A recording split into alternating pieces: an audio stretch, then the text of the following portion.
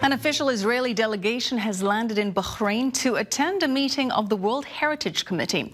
Now, this trip marks the first time an Israeli delegation is making an official government-recognized visit to the Gulf nation.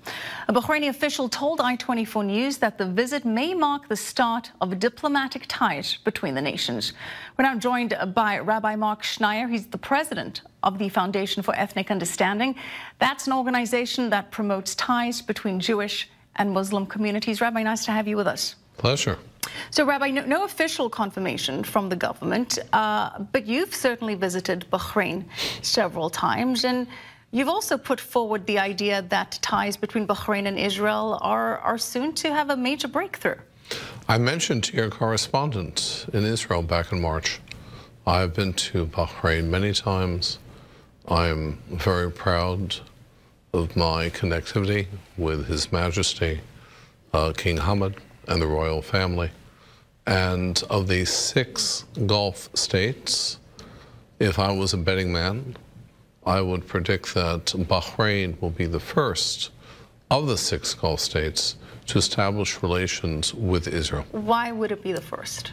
Because of the king's commitment to Israel. You've actually, I understand, facilitated talks between Bahrain's king and Israel. No, I have facilitated talks between the king and myself. And then you're the middleman going to Israel. Where we have discussed, the subject of Israel. So what? And the king just recently said to me, I can't believe I enjoy diplomatic relations with Iran and not with Israel. Well, Iran has been one of the common denominators bringing Israel and the Gulf states together. The so-called enemy of my enemy is my friend. Correct.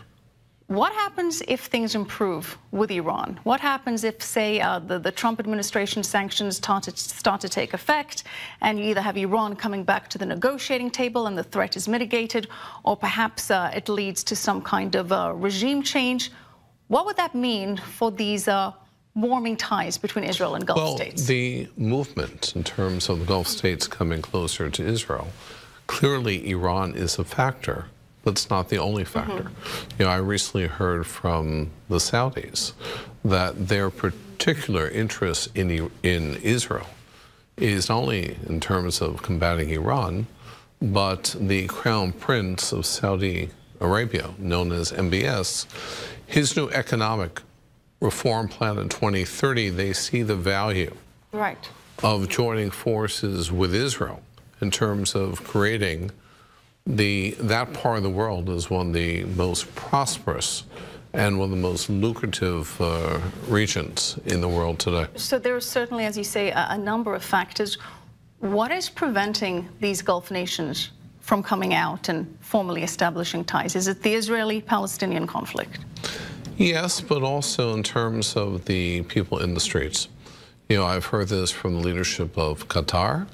I've heard this from leadership of Saudi Arabia. I've heard this from leadership of Bahrain, that they themselves represent a whole new dynamic in the Gulf. It's a young leadership. It's a leadership that has been educated here in the United States. They get it. The real challenge is how do you disseminate this new direction and this new orientation to the people in the streets?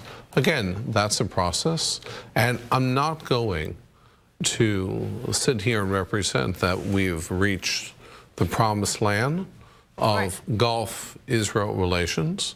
I want to remind you, it took the Israelites 40 years to get to the promised land.